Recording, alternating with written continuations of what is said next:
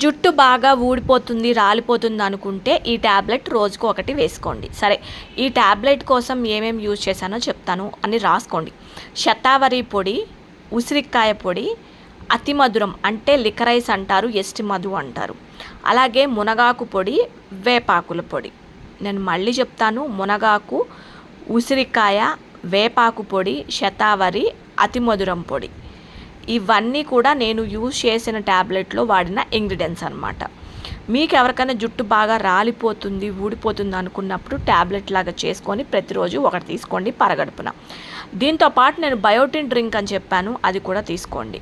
ఈ పొడులన్నిట్లో నెయ్యి వేసుకొని చక్కగా ఇలాగా ముద్దలాగా చేసుకొని ట్యాబ్లెట్స్లా చేసుకొని ఒకరోజు ఎండలో పెట్టుకొని గాజు దాంట్లో వేసుకొని తినండి ప్రతిరోజు.